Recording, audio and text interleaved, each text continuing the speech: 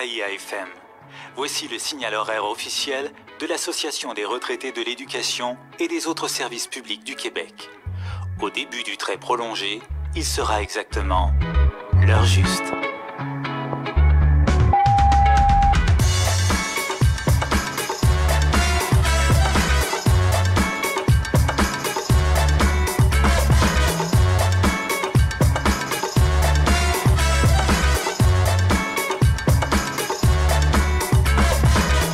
L'heure juste, avec Samuel Labrec et Louise Petitgros. Bonjour Louise. Bonjour Samuel. Hey, c'est un plaisir de te revoir aujourd'hui. Ça fait une éternité qu'on ne s'est pas vu. Oui, ça fait genre 3 semaines. Oui, c'est ça, exactement. Parce que tu as vécu une super expérience de campagne électorale fédérale. Oui. Donc, puis la dernière fois, on était en rediffusion il y a 2 semaines déjà. C'est ça. Donc, effectivement, ça fait longtemps. Et la veille de notre émission, c'était le vote. Et donc, ça s'est terminé pas mal tard. Mais justement, comment ça s'est passé, toi, ton expérience, finalement? Tu nous avais dit que tu faisais ça, que tu allais faire ça. Mais... Oui, en fait, tu sais, je l'ai expliqué la dernière fois, je coordonnais le vote dans les résidences pour personnes âgées. Oui. Et le jour du vote, j'étais dans une grosse résidence qui s'appelle Vice Versa. Okay. Et puis, donc, il y a eu du vote toute la journée. Sur 300 résidents, il y en a 250 qui sont venus voter avec leurs marchettes, avec leurs chaises roulantes. En tout cas, une grosse participation, y compris une femme de 100 ans qui est venue voter ce jour-là. Et le soir, on faisait le décompte des votes. Est-ce que les proches avaient accès pour aider leurs personnes? Ils pouvaient, oui. Okay. Ils pouvaient demander de l'aide, oui. Dans ce temps-là, on fait signer un formulaire à la personne qui les accompagne et puis ils peuvent voter de cette façon-là. Tout est fait pour favoriser le vote des gens. Et je pense que c'est beaucoup apprécié dans les résidences parce que ça leur évite d'aller dans leur bureau de vote de quartier, tu sais, puis d'attendre dans des files et tout ça. Là, tu sais, Absolument.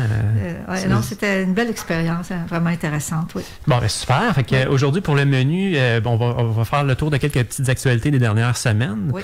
Par la suite, on va parler avec Lise Lapointe, la présidente de l'AREC. On va parler d'une méga campagne Cap sur la dignité, menée par l'AREC depuis quelques semaines déjà. Donc on voit à la télé. Qu'on voit à la télé. J'espère que vous avez tous et toutes vu à la télé, dans les journaux aussi. Oui. Donc, on va voir c'est quoi un peu plus cette campagne-là.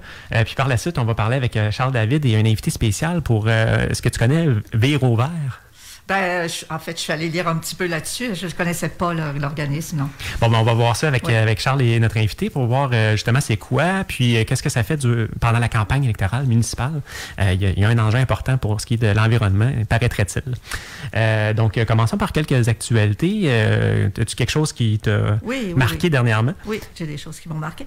D'abord, je dirais que c'est une grosse rentrée cet automne parce qu'il y a eu beaucoup d'événements dans l'actualité. Je voulais revenir brièvement sur les élections fédérales qui ont reconduit le gouvernement minoritaire. On observe une baisse de participation à cette élection. Le taux de vote, le taux de gens qui ont voté est de 62 %. Oh. En comparaison, en 2019, c'était 67 % et en 2015, 68 %. Le taux de participation des jeunes est autour de 45 %. Donc, une diminution progressive. Maintenant, est-ce que la pandémie est un facteur qui pourrait expliquer cette baisse à ces élections-ci?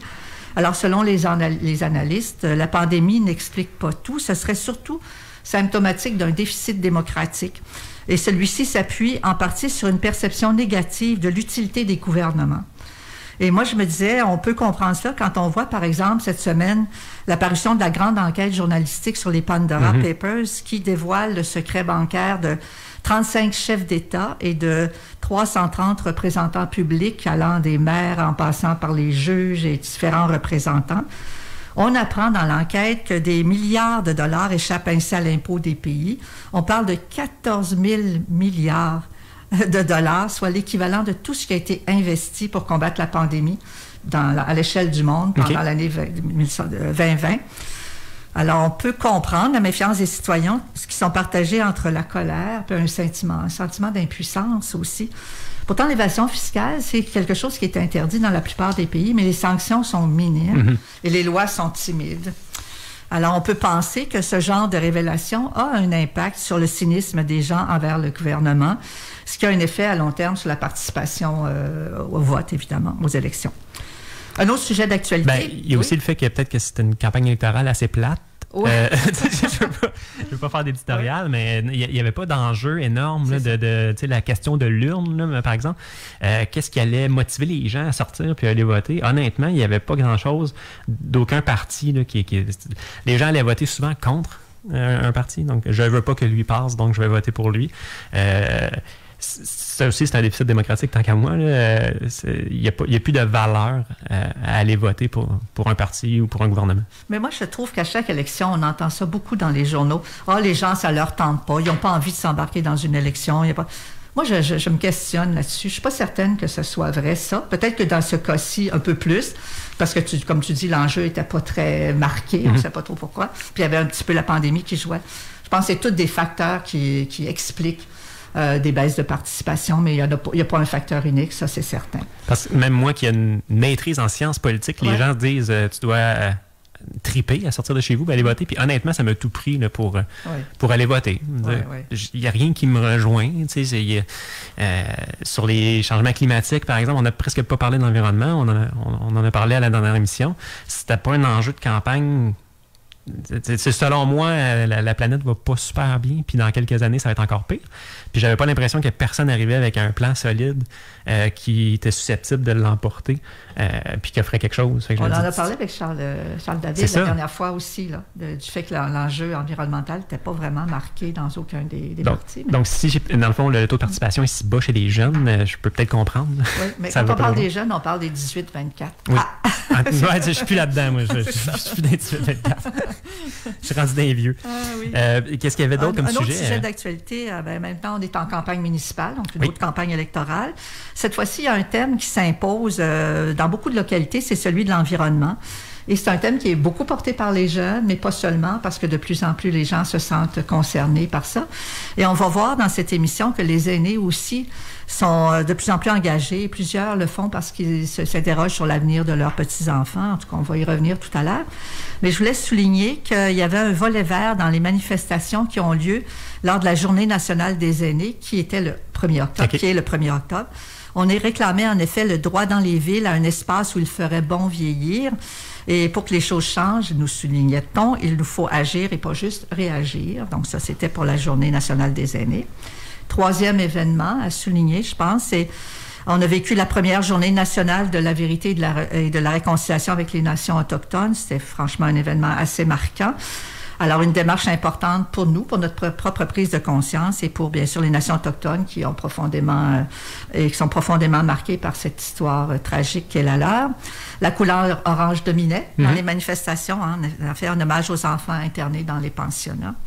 Et comme le rappelait le philosophe Normand Baillargeon, dans une chronique, cette réconciliation avec les nations autochtones passera beaucoup par l'éducation. Il disait, pas de véritable réconciliation sans elle. Notamment pour défaire les préjugés. Il appelle aussi à revenir sur le curriculum que nous avons enseigné. Bon, donc c'est on peut dire un automne riche en couleurs, et pas seulement pour les feuilles, mais pour ce qui se passe dans l'actualité. Oh, oui, puis ça peut être que positif qu'on en parle puis qu'on en débatte finalement, mais il ne faut pas tomber non plus dans les dédales des mots, là, comme racisme systémique, là, où le débat porte sur la sémantique et non sur les façons de régler le racisme systémique. Oui, en même temps, il faut entendre qu'est-ce qu'on revendique à travers ça et comment ça peut influencer le genre de solution qu'on va choisir. Quand on nomme bien les choses, on peut choisir des solutions qui sont encore plus pertinentes. Voilà. On peut en débattre longtemps de comment. C'est ça, exactement.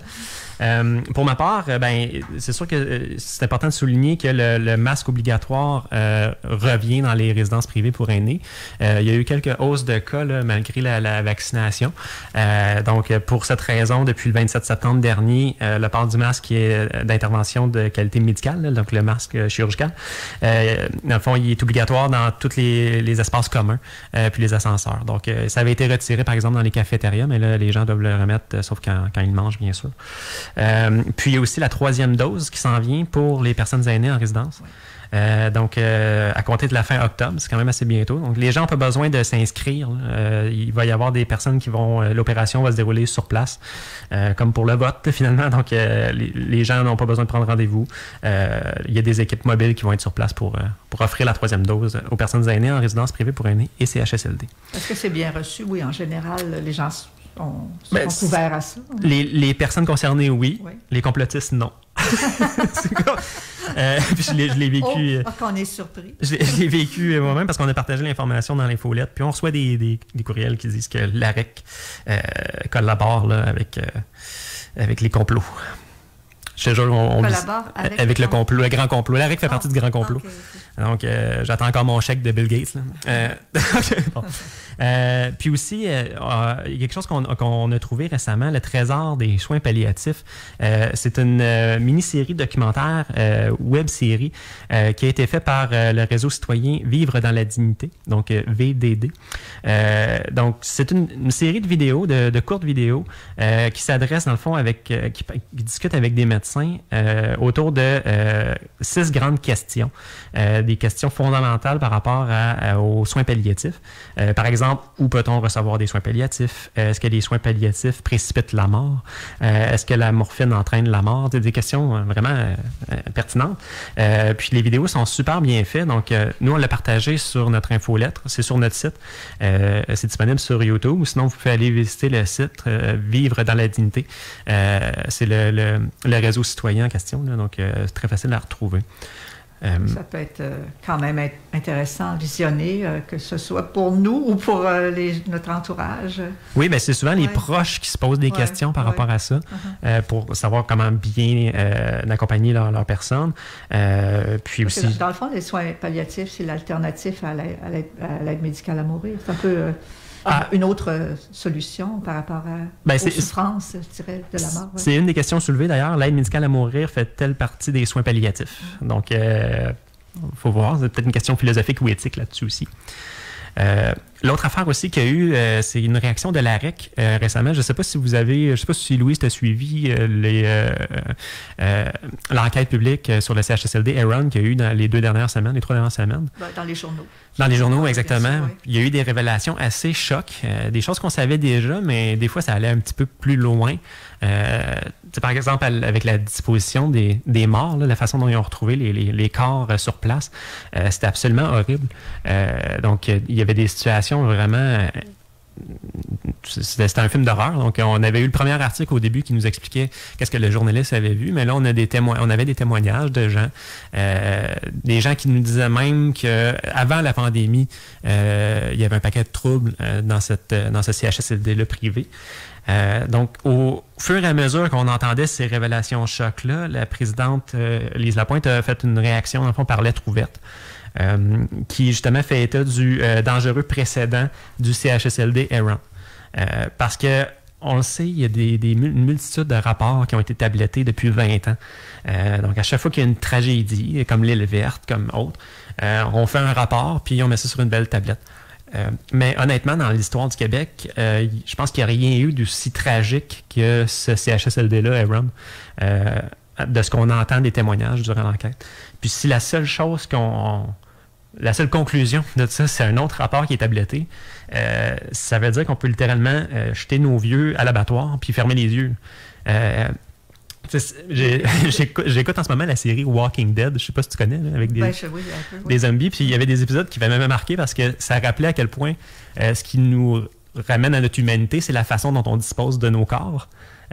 Après la mort, donc la façon dont on vit le deuil, donc l'enterrement, tout le processus.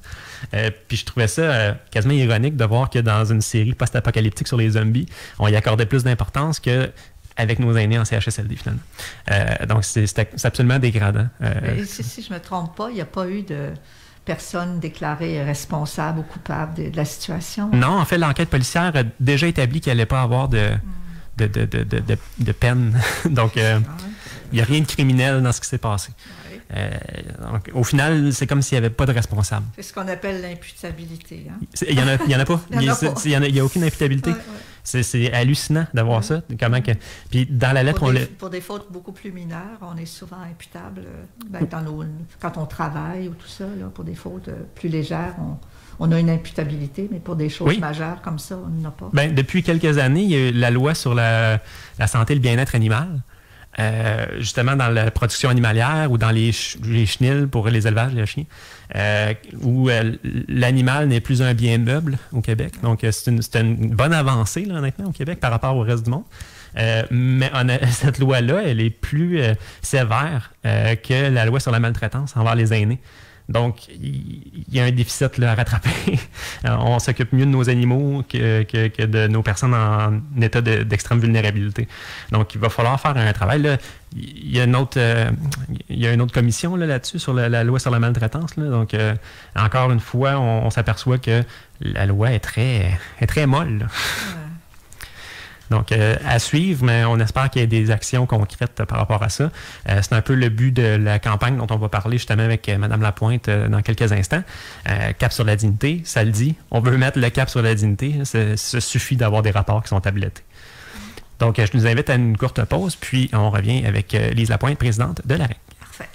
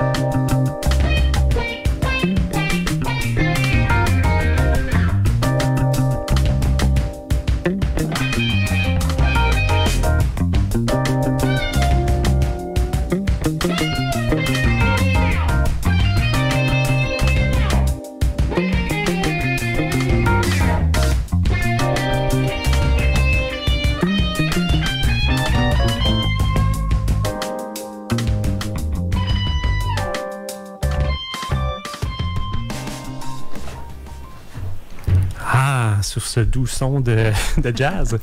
On est de retour à l'heure juste, l'émission de l'AREC sur les ondes de CKIA FM. Et on a avec nous par téléphone Mme Lise Lapointe, présidente de l'AREC. Mme Lapointe, bonjour. Bonjour. Bonjour, Mme Lapointe. Oui, bonjour, ça me fait plaisir. Vous allez bien? Oui, ça va bien, vous pareillement? Oui, merci. Oui.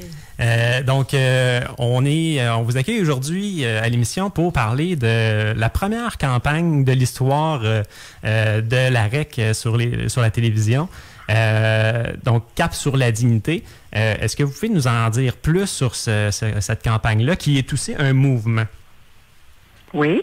Alors, bien sûr, effectivement, c'est un grand chantier qu'on a ouvert à l'AREC il y a déjà quelques semaines. Cependant, ça l'avait précédé d'une grande recherche, d'une grosse recherche, je vais le dire ainsi, à l'effet de recenser l'ensemble des enquêtes ou des rapports qui ont été déposés au gouvernement et qui malheureusement dorment dans les tablettes, dans les armoires, dans les casiers, etc., où ça fait partie des archives. Maintenant, quand on remonte aussi loin dans le temps, alors cette recherche-là nous a permis de relever un bon nombre, donc 17 rapports qui sont sur les tablettes.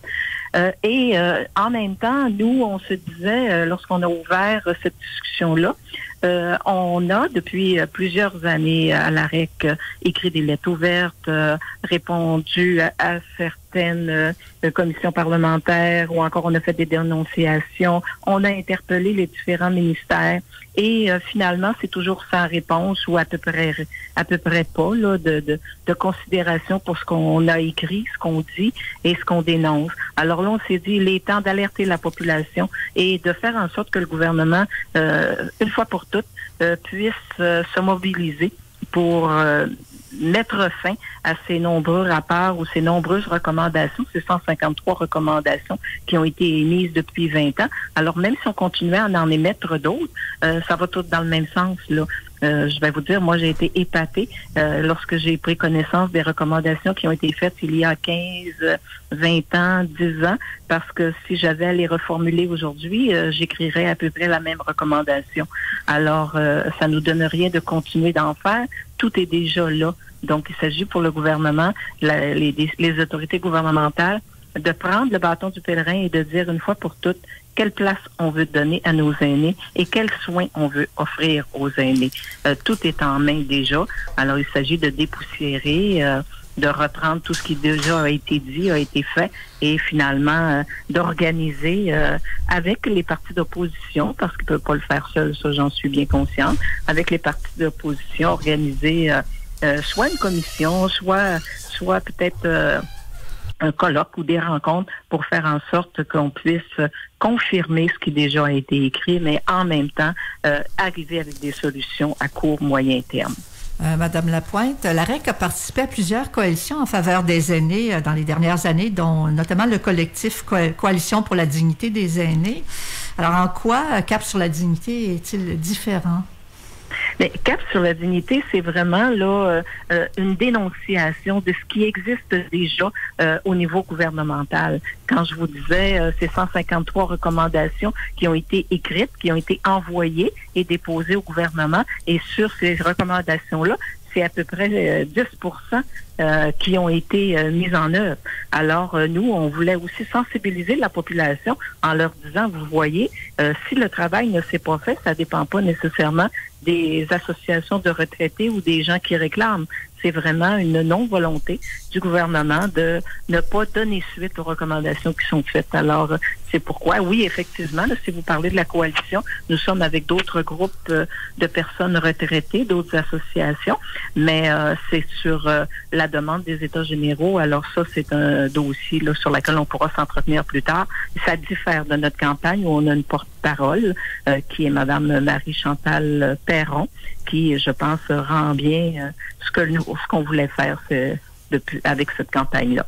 Et on aura un deuxième volet. La première partie de notre campagne, ça s'adresse soit par Internet, aux médias sociaux, et donc on en prend conscience. Et après ça, à la fin du mois d'octobre, une opération d'envergure, ce sera d'inviter les députés à rencontrer des personnes en responsabilité au niveau de l'AREC pour leur exposer et leur remettre aussi l'ensemble des recommandations à l'effet qu'ils puissent eux-mêmes unir leurs forces à d'autres pour faire en sorte que le gouvernement, comme je vous disais tantôt, puisse s'asseoir et décide de mettre certaines solutions en application. Ça, ce sont les membres de l'AREC sur le terrain qui vont aller à la rencontre de leurs députés.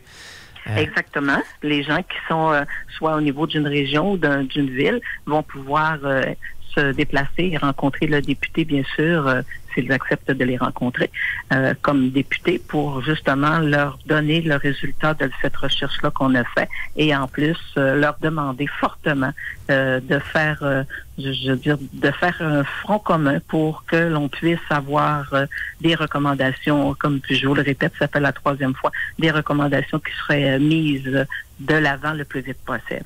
Puis on va leur remettre aussi un petit balai et un porte-poussière pour les inviter à aller dépoussiérer les rapports qui ont été tablettés depuis 20 ans à l'Assemblée nationale.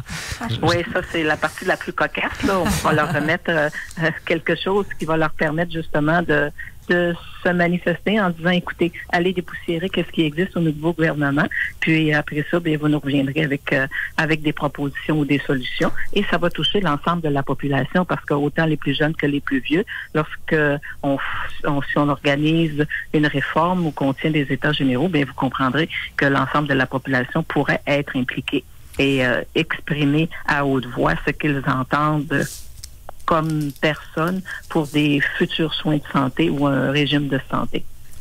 J'ai vu que l'AREC souhaite que le travail des députés en faveur de la dignité des aînés soit fait de façon non partisane, un peu comme ça s'est fait pour Mourir dans la dignité ou la violence faite aux femmes. Comment est-ce que vous allez vous y prendre pour convaincre les députés de travailler ensemble sur ce sujet? Mais on va certainement se servir de ces deux exemples-là que vous venez de nommer. La commission non partisane qui a été créée sur l'aide médicale à mourir a fait en sorte qu'il y a eu effectivement un bon cheminement qui s'est fait sur l'aide médicale à mourir et qu'on a mis de l'avant certaines choses. Même chose pour la violence faite aux femmes. On vient d'entendre là, quelque chose qui va être en application, qui va aider à faire de la dénonciation lorsqu'on est victime de violence. Mais alors, ces exemples-là, qui sont des exemples tout à fait récents, nous démontrent facilement, puis de façon éloquente, que lorsque les partis s'unissent pour travailler sur un champ quelconque, un champ, effectivement, il ressort quelque chose de positif et quelque chose d'acceptable pour l'ensemble de la population. Ça va faire partie des discussions quand vous allez rencontrer les députés? Ah oui, sûrement. C'est l'invitation qu'on va leur laisser de dire, bon, retenez ces deux exemples-là. C'est des exemples que eux ils ont été conscients aussi de ce qui s'est passé et faites en sorte que les partis d'opposition, comme la CAQ présentement, puissent s'allier pour justement faire quelque chose qui soit plus positif que ce qu'on a vécu, entre autres avec la pandémie. Donc, tantôt, j'entendais Samuel parler des effets néfastes qu'on a entendus et que certaines personnes ont pu constater lors de la pandémie. Alors, si on veut pas répéter cette même stratégie-là, ben écoutez, là, il faut que le gouvernement agisse. Et pour que le gouvernement agisse, ben, ça prend la collaboration de tous les partis. Je pense que la population apprécie aussi ce genre de démarche et puis vous pourrez leur dire que ça rehausse leur image auprès des gens quand ils travaillent ensemble plutôt que... C'est ça, et en même temps, lorsque les personnes sont habilitées à aller sur le site Internet avec capsurladignité.org, ils peuvent appuyer notre démarche. Et c'est toute personne susceptible d'aller sur Internet là, qui peut inscrire sa voix pour appuyer justement cette campagne-là. Alors, c'est pas nécessairement juste pour nos membres, mais c'est pour l'ensemble de la population. On en a déjà plusieurs qui ont signifié leur intérêt et ça va perdurer là pour un certain nombre de mois encore.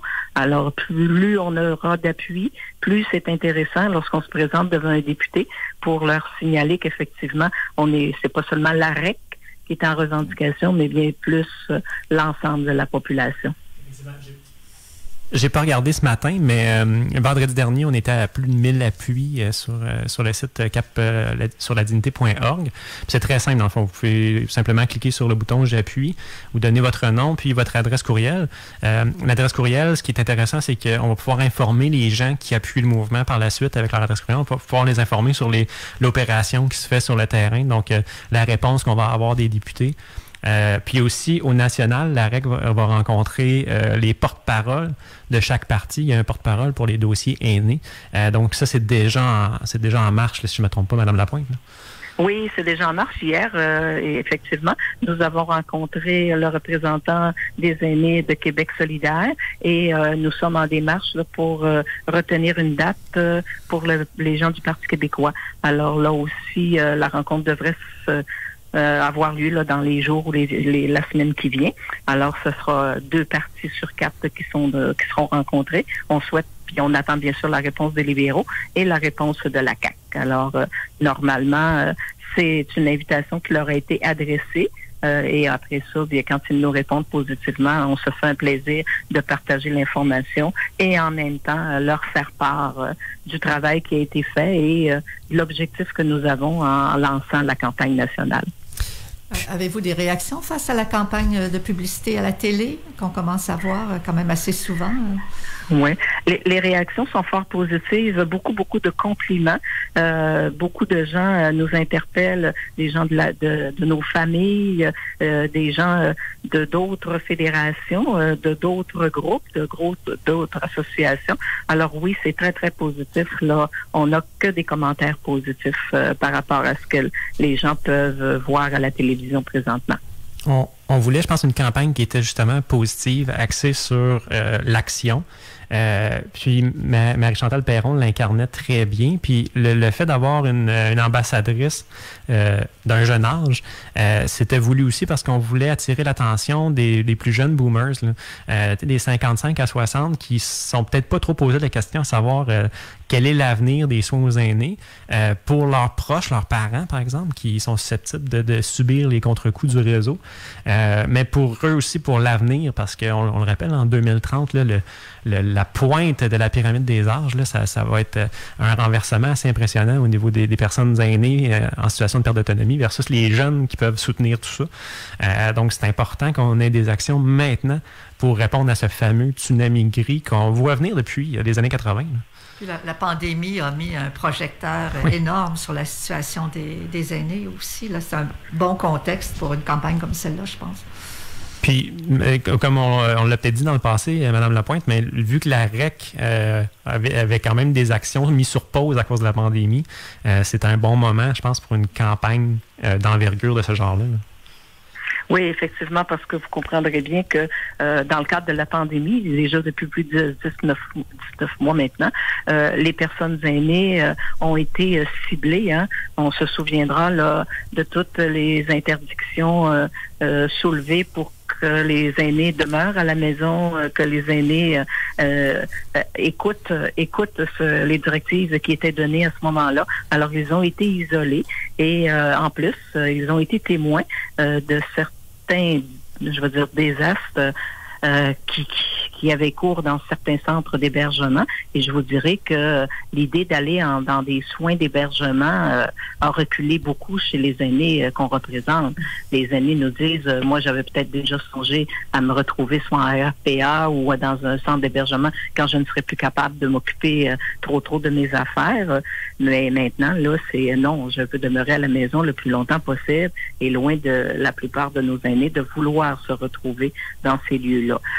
On comprend qu'il viendra un temps où là, quand les capacités physiques diminuent, peut-être qu'on aura accès ou qu'on souhaitera avoir accès, mais pour le moment, tant et aussi longtemps que les aînés seront en forme et nécessiteront que quelques besoins au niveau du domicile, bien, ils vont demeurer à la maison. C'est le grand souhait et c'est ce virage-là qu'on doit prendre. C'est nécessairement apporter l'aide nécessaire pour leur donner des services ou des soins quand ils en ont besoin. Et ce sera aussi beaucoup moins dispendieux que d'investir dans le béton comme on le fait présentement là. Pourquoi il y a tant de résistance? Ça me semble une solution de plus en plus évidente et demandée, mais on sent que ça bouge très peu. C'est quoi qui fait que la question des services à domicile ne fait pas plus que ça? Même dans tous les rapports que vous aviez nommés, Mme Lapointe, il y avait dans les 153 recommandations, il y en a plusieurs justement qui disent aller vers les soins à domicile, c'est une des solutions. Je ne sais pas combien de gériatres qui parlent dans ce sens-là aussi. Oui, effectivement. Et c'est certainement moins coûteux, mais c'était comme devenu, je vais utiliser un mot là que je devrais peut-être pas, devenu un pattern ou une mode. Tu sais, je vieillis, donc je suis isolée. Les enfants passent de moins en moins de temps avec leurs parents, alors où on a des familles peu nombreuses. Fait que quand je perds des capacités, ou même quand je suis encore en pleine santé, ben je devrais m'en aller vivre dans une résidence quelconque. C'était un peu le mode ou la mode qu'on avait en tête. Mais là, finalement, avec tout ce qu'on a entendu, tout ce qu'on a vu, je vous le répète, là, ce n'est plus ça. On ne veut plus aller dans ces endroits-là. On veut le plus longtemps possible. Tu sais, on a comme changé ou renversé l'idée de base que nous avions. Alors, faut qu'ils investissent dans les soins à domicile. Puis vous avez raison de dire, on ne comprend pas pourquoi on veut pas en faire plus ou en donner davantage. Bien sûr qu'il y a des budgets qui sont alloués pour les soins à domicile, mais c'est tellement peu suffisant qu'il vient un temps où là, n'ayant pas les services requis ou les soins requis, mais on se doit d'envisager un déménagement. Mais moi non plus, pourtant, on est plusieurs à le dire, on est plusieurs personnes à le revendiquer. Vous avez dit les gériatres. Bon, il y a plusieurs groupes qui s'unissent pour dire donner des soins à domicile ou faites en sorte qu'on ait les budgets nécessaires. mais ça ne fonctionne pas. Alors, c'est pourquoi on va demander aux députés, justement, de s'unir et de travailler dans ce sens-là, si c'est le bon endroit où il faut viser. Mais pour ça, bien, ça prend soit une commission, ou ça prend un colloque, ou ça prend des états généraux, une volonté de réformer. Mais si la volonté n'y est pas, et on le sent que la volonté n'y est pas présentement, là. On le sent. Exemple, on est en commission sur la maltraitance présentement et on ne parle pas de maltraitance organisationnelle. Pourquoi on n'en parle pas? Parce que justement, pour le gouvernement, d'en parler, ce serait de vouloir investir dans la formation, dans le personnel supplémentaire, les soins qu'on devrait apporter, la façon de donner les soins. Mais finalement, on aurait cette partie-là en disant fait comme ignorer que cette maltraitance-là n'existe pas. Alors, pour les besoins de soins à domicile, c'est à peu près probablement la même raison. Ce serait de faire un détournement de certaines sommes que déjà on place dans la construction, rénovation. Ça, je comprends qu'il faut qu'il y en ait de la rénovation de certains lieux d'hébergement. Mais en même temps, si on regarde tout l'investissement par rapport aux maisons des aînés, bien, vous comprendrez bien qu'on aurait probablement pu prendre une partie de cette somme-là, puis ajouter de l'argent, et qu'on comprend que les finances du Québec ne sont pas si en mauvaise posture. Alors, il y a sûrement une place pour aller chercher des sommes quelconques pour offrir davantage de soins. Ça a paru si simple, sortir 2 milliards de dollars pour un projet que vraiment personne n'avait demandé ou aucun expert avait suggéré. Donc, pour les maisons des aînés, c'est 2 milliards, mais pourtant, ça prend tous les efforts du monde pour arracher quelques millions pour les soins à domicile. C'est aussi Exactement. Fascinant. Est-ce qu'il y a une rencontre avec la ministre des Aînés qui est prévue de façon spécifique? Oui, nous l'avons déjà rencontrée. On l'a rencontrée en juin. On la rencontre assez régulièrement. Oui, on souhaite la rencontrer là, dans le cadre de notre campagne sur la dignité. L'invitation a été lancée. On attend la réponse. Puis, on lui partage à chaque fois ce mécontentement-là par rapport aux soins à domicile, ce manque d'argent, ce manque de soins, ce manque de services. Elle en est consciente, mais vous comprendrez qu'elle n'est pas la seule à aller revendiquer. Donc, probablement que c'est ça, c'est pas son ministère à elle qui a la capacité de débloquer les sommes nécessaires. Hein. C'est bien faire un bout de chemin, mais elle se heurte aussi au ministère des Finances, au Conseil du Trésor, ou aux volontés du gouvernement, des grands décideurs, le premier ministre et ses ministres. Moi, je pense que dans la question des soins à domicile, il faudrait soutenir encore mieux les coopératives de services. Parce que les coopératives de services sont là, je ne sais pas s'il y en a partout, mais c'est une bonne organisation pour les services à domicile. Il manque souvent de personnel, donc probablement des conditions de travail qui sont moins bonnes, en tout cas. Mais là, il y a comme un noyau là, qu'on pourrait développer, soutenir. Enfin, je pense que ça pourrait aider. Ce qui est inquiétant aussi, c'est la part du marché du privé qui va commencer à arriver, à percer le milieu parce que la demande est de plus en plus forte. Là. Comme Mme Lapointe l'a dit tantôt, les gens veulent des soins à domicile, veulent rester chez eux le plus longtemps possible. Puis, il y a quelques entreprises, dont des entreprises américaines, qui commencent à percer le marché là, pour offrir des soins à domicile. Puis, ce qu'ils font, c'est qu'effectivement, si on offre des prix imbattables, ça peut faire mal aux entreprises d'économie sociale ou aux coops. Donc, c'est un peu ce qui est arrivé dans le marché de l'hébergement dans une certaine époque. Un marché qui échappe un peu au réseau de la santé, au réseau public. Donc, la porte est ouverte au marché privé. Il faudrait agir maintenant pour ne pas en arriver à ce qu'on est maintenant dans le marché de l'hébergement. Là. Puis il y a des très gros moyens publicitaires quand ils se mettent là-dedans, parce qu'on regarde juste les résidences personnes âgées privées. On les voit, les campagnes sans arrêt dans les journaux, à la télé, tout ça pour vanter le bien-être de vivre dans ces... En tout cas, c'est... Oui, ils ont beaucoup de moyens. Moi, je vais aussi accrocher sur les campagnes publicitaires. Le gouvernement lui-même devrait investir aussi pour permettre aux personnes qui sont dans leur domicile d'avoir une meilleure alimentation, de prendre les moyens nécessaires pour garder la forme le plus longtemps possible. Ça, on en a peu ou pas, alors que ça pourrait être une partie qui pourrait faire une différence énorme dans la vie des personnes qui sont à la maison. Alors, c'est ça, ça éloigne les soins, ça éloigne les services. Et cette campagne publicitaire-là, elle n'y est pas pour le moment. Alors, vous voyez, il y aurait toutes sortes de solutions pour faire en sorte que les gens vivent le plus longtemps possible à la maison. Mais ce n'est pas là. On n'en est pas là pour le moment. Bien, merci beaucoup, Mme Lapointe, d'être venue nous parler de cette campagne-là. On va sûrement en reparler plus tard pour parler de la deuxième phase de l'opération terrain.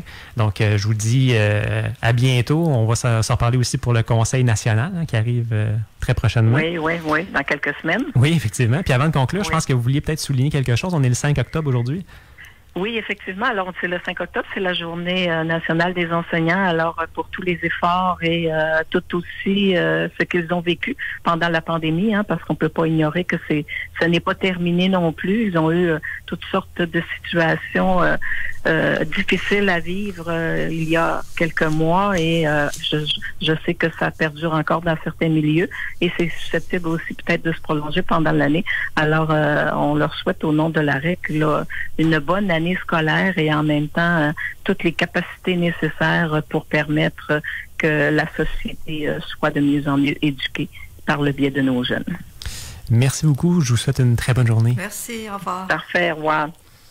Donc, au retour de la pause, nous, on va virer au vert, puis on va être avec Charles David et notre invité spécial. Donc, à tantôt.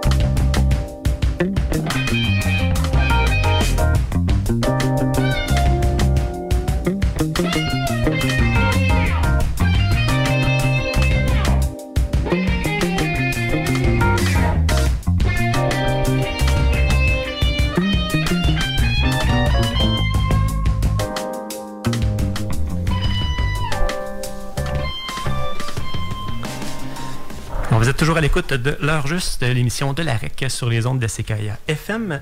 Donc, on a notre invité spécial, M. Beaulieu, qui est au téléphone. M. Beaulieu, bonjour. Bonjour. Vous allez bien? Ça va très bien. Donc, pour aujourd'hui, on a notre invité aussi spécial qui est Charles David, qui est là pour une première fois en studio avec nous, qui va diriger plus l'entrevue. Donc, c'est l'expert du dossier environnement à la REC. Donc, Charles, toi, ça va? Ça va très bien, merci. Merci d'être là aussi. Ben, ça me fait tellement plaisir. Donc, je vous laisse discuter et j'interviens si ça me tente. Parfait. N'hésitez pas. Alors, bonjour, M. Beaulieu. Bonjour. Nous, on a échangé par courriel depuis, je vous dirais, là, cet été, en fait. Vous m'avez d'abord abordé pour me faire part là, d'une initiative à laquelle vous aviez choisi de vous engager, l'initiative Vire au vert. J'ai fait mes petites recherches. J'ai appris entre-temps que vous êtes membre de la REC depuis août 2020, donc tout récemment arrivé dans notre association. Vous faites partie du secteur Beauce et de Chemin. Donc, ça me fait plaisir de m'entretenir avec vous aujourd'hui pour apprendre un peu plus à vous connaître, puis pour informer le reste de nos membres par rapport à l'initiative à laquelle vous participez. Puis moi, ce que j'ai découvert, c'est que vous étiez une personne très engagée, très mobilisée. Donc, J'irai tout de suite avec une première question parce que c'est pas tout le monde qui connaît l'initiative Viro Vert. Donc, en quoi ça consiste? Puis c'est quoi l'origine de cette initiative? Eh bien, c'est un mouvement qui s'est organisé en vue des élections municipales qui ont lieu dans tout le Québec. Donc, je vais vous lire 2 points que j'ai tirés du site de Viro Vert, que j'invite les gens à aller voir si leur curiosité est piquée. Donc, c'est écrit « Viro Vert est une initiative de mobilisation citoyenne pour mettre les enjeux environnementaux au cœur des élections au Québec. » Et c'est une initiative qui est le résultat du travail de coalition entre des groupes de citoyens et des organisations qui ont à cœur l'environnement. Donc, des organisations environnementales comme Accès Transport Viable, Équiterre, David Suzuki, la Fondation, Greenpeace, La Planète s'invite au Parlement, Mer au Front, Nature Québec, Vigilance OGM, dont je fais aussi partie, s'impliquent dans ce mouvement-là, puis bien d'autres organisations aussi. C'est intéressant. Vous, ça fait combien de temps que vous êtes impliqué dans cette initiative Viro Vert? Ben, depuis 2 mois environ, puisque c'est quelque chose quand même d'assez récent. Là. C'est une action ponctuelle. D'accord. De ces organisations-là. Et ils mobilisent énormément les citoyens parce que, justement, ils ne peuvent pas tout faire eux-mêmes parce que c'est sur toute la province. Donc, c'est ça qui est intéressant pour nous, les citoyens, c'est que là, on se trouve à être coachés par des organisations comme Équiterre. On a des formations, des outils clés en main, puis ça nous permet, nous autres, de s'initier un petit peu en même temps à la mobilisation, dans le fond. Il vous donne, autrement dit, les moyens de vos actions, de vos ambitions, finalement. Des modèles de lettres. Moi, j'ai écrit une lettre ouverte là, qui a été publiée au Soleil, et à TVA aussi. J'ai eu la chance de passer une entrevue pour Vigilance OGM, d'ailleurs, à TVA, exactement. J'avais oublié de le préciser, mais vous êtes de quelle région? Je suis à Québec maintenant. OK. Oui, à Québec, dans le secteur Beau-Sept-Chemins. C'est ça, OK. Oui. Et en fait, c'est ça, vous m'aviez interpellé pour obtenir mon aide pour que je vous permette de réseauter avec d'autres membres pour organiser un débat. Donc, quel est l'objectif qui est associé à l'organisation de ce débat-là dont vous m'avez déjà parlé? Oui, je vais descendre un peu mon truc. Alors, l'objectif, c'est que les partis politiques et les candidats prennent des engagements ambitieux en faveur de l'environnement. D'ailleurs, Viro Vert on a envoyé, dans le fond, 68 propositions de Viro Vert aux candidats de Québec. Puis, ils ont fait la même chose dans d'autres villes du Québec. Là, il y a près d'une vingtaine de villes là, qui sont impliquées dans ce mouvement-là. Pour vous donner une idée là, des revendications, il y a 4 points principaux qui sont fixés. Là. C'est comme s'assurer à travers des campagnes de sensibilisation régulières que la population est pleinement informée de la gravité des dérèglements climatiques et de l'effondrement de la biodiversité. Adopter une loi climatique qui force l'atteinte des cibles de GES recommandées par le GIEC pour limiter le réchauffement du climat à 1,5 degré. Interdire tout nouveau projet d'exploration ou d'exploitation des hydrocarbures et mettre un terme à toutes les subventions directes ou indirectes aux combustibles fossiles et créer des structures régionales permettant à la population de contribuer à une transition juste, porteuse de justice sociale. Ça, c'est les 4 grands thèmes. Et les propositions sont divisées en 10 parties qui comprend, par exemple, l'administration municipale, axée sur la lutte à la crise écologique, l'économie qui respecte les limites de la nature, le développement social résilient, la gestion de l'eau axée sur la sauvegarde de la ressource, la gestion des matières résiduelles vers le zéro déchet, la sécurité publique, les transports axés sur la mobilité active et collective, l'urbanisme pour des quartiers mixtes et conviviaux, l'agriculture urbaine et périurbaine vers l'autosuffisance alimentaire et la protection des milieux naturels pour la santé des populations. C'est sûr que nous autres, on n'abordera pas tous ces sujets-là au débat. Là. On a choisi 4 grands thèmes, puis chaque thème va être divisé en 3 questions précises. Est-ce que ça vous donne une idée, de quoi il s'agit? Absolument, absolument. Puis je pense que Mme Petitgrou, qui est avec nous aussi, qui est co-animatrice, là, aurait une question pour vous. Donc, je vous laisse. Oui, le dossier vert, il est beaucoup porté par les jeunes, on le sait, mais de plus en plus largement par tout le monde. Mais dans votre organisation Véro Vert, est-ce que vous constatez qu'il y a une bonne participation des gens plus âgés, des aînés, ou ça reste beaucoup le lot des jeunes? Mais moi, j'ai la chance, dans le fond, avec les Zooms, c'est bien le fun. On se réunit une fois par semaine, le mercredi, tous les gens mobilisés au travers de la province pour recevoir des conseils. Puis, je vais vous dire qu'il y a des gens de tous les âges. Est-ce qu'il y a beaucoup de membres de l'AREC ou vous êtes le seul?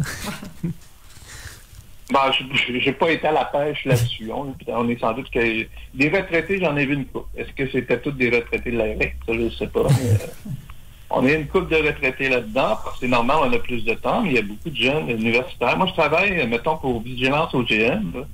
Les personnes avec qui je suis, il y a une artiste, il y a une professeure d'université, il y a un monsieur, lui, qui était travailleur, mais qui a des problèmes de Parkinson, puis qui lutte avec le gouvernement pour la reconnaissance de cette maladie-là. Il vient justement d'être reconnu maladie professionnelle dernièrement, c'est ce qu'il nous a annoncé. Donc, c'est vraiment tout le monde de différents horizons, définitivement. Donc, des personnes de tout acabit, parce qu'en réalité, les enjeux environnementaux, ça nous concerne tous. Donc, c'est ce qu'on comprend, puis il y a beaucoup de personnes qui sont représentées là, et qui s'investissent pour préparer ce débat-là. Puis parlant du débat, j'aurais envie de vous demander, pour les gens qui nous écoutent, quand aura lieu ce débat qui est organisé dans la région de Québec et à quel endroit? Comment on peut y avoir accès aussi au contenu des échanges? C'est sûr qu'on est en train de travailler, mais on sait que ça va avoir lieu le 18 octobre. Ça va être à l'auditorium du Musée de la Civilisation. Et on pense se faire à partir de 17 ans. Ça reste encore en négociation, ces choses-là, à déterminer. Parfait. Et comme je vous Il va y avoir quand même une bonne campagne de publicité là, sur ce débat-là. On va en parler beaucoup dans les médias. On fait donc, on commence là, cette semaine notre campagne médiatique. Est-ce qu'on prévoit une diffusion en ligne du débat? On n'a pas réussi à obtenir une diffusion en direct.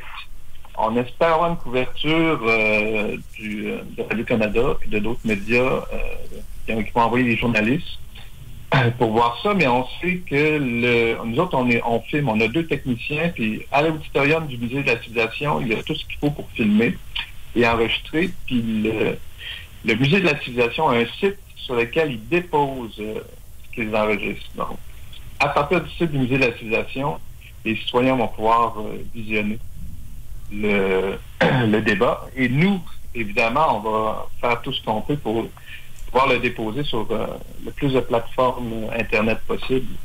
Et vous avez accepté de le déposer aussi sur la prochaine infolettre que vous aurez après le débat. Exactement. Donc, les gens vont pouvoir visionner le débat par la suite sur le site de l'AREC sans problème. Puis, on va le partager aussi sur notre page Facebook. Là. Ça devrait être assez simple. Évidemment. Vous pouvez venir en personne aussi voir le débat. Quand même, à ce temps, on a le droit de remplir la salle bien comme il faut. Donc, il va y avoir de la place. Et ça va être tous les chefs des partis municipaux, hein, tous ceux qui se présentent pour devenir maire, qui vont être le panel. Hein? Oui, les 5 chefs vont être là. Donc, l'invitation est lancée. On a bien entendu ça. Peut-être qu'on va avoir l'occasion de se rencontrer. Oui, si vous êtes là. Vous parliez de 68 propositions, 4 points principaux, 4 grands thèmes. C'est des sujets qui sont très globaux. Donc, moi, ce que je comprends, c'est qu'il y a une influence des élus municipaux dans la lutte au changement climatique. Mais selon vous, ça va jusqu'où cette influence-là? J'aurais envie de vous entendre là-dessus. Encore là, sur le site de Véro Vert, il y a des informations très précises, comme dans le fond, oui, les municipaux jouent un rôle crucial dans la mise en place de la transition écologique parce qu'ils sont sur le terrain, dans le fond. Donc, ils peuvent prendre des décisions qui ont une incidence directe sur la biodiversité au plan local et régional, sur le quotidien, la santé et le bien-être des citoyens et citoyennes. Je donne des exemples. Le verdissement, l'aménagement des quartiers, l'accès à des aliments sains et locaux, la qualité de l'eau et du robinet, c'est les villes qui s'occupent de ça. La gestion des matières résiduelles, ça a un impact important. Les transports collectifs et actifs, c'est un sujet quand même assez important en ce moment à la Ville de Québec. La sécurité des milieux de vie en regard d'événements climatiques extrêmes, c'est quelque chose qui va devenir de plus en plus important. Et ça concerne les villes et les décisions qu'elles peuvent prendre, donc de leur juridiction. Par exemple, un autre dossier que je travaille avec Véro Vert, nous autres, on est parvenus à convaincre et Oups, c'est vrai. Ouais, on a travaillé fort pour convaincre les élus d'interdire les pesticides comme le glyphosate et les néonicotinoïdes à usage esthétique à la Ville de Québec. Donc, on a presque la réponse de chacun des partis dans ce dossier-là. C'est tout le temps qu'on avait pour l'entrevue, mais on réinvite les membres vraiment à se tenir au courant par rapport au débat. Ceux de la région de Québec, on les invite à y participer en présentiel, comme on dit. Vous pouvez y aller. Puis sinon, comme on l'a dit tantôt, vous allez pouvoir visionner ce débat-là sur notre site. Je voulais vous remercier, M. Beaulieu, d'être venu nous faire part de Véro Vert et de ce débat-là, qui, je pense, va être un enjeu intéressant, comme on l'avait dit en début d'émission, dans les campagnes municipales, pas juste à Québec, mais partout au Québec. La question de l'environnement avec les municipalités. Donc, merci d'être venu nous voir. Merci beaucoup. Merci, bonne journée. Bonne journée, M. Beaulieu. Au revoir. Puis, je remercie Charles aussi, Charles David, d'être venu une première en studio, en présentiel. C'est le fun de te voir. Je m'attends jamais. C'est vraiment agréable d'être avec vous. T'as une belle voix, mais t'as encore une plus belle face. Donc, merci. Puis Louise, on se dit à dans 2 semaines. Oui, on se dit à dans 2 semaines. Super. Merci beaucoup. Puis bonne journée à tout le monde. Bye bye. Bonne journée. Vous écoutez CKIA 88.3.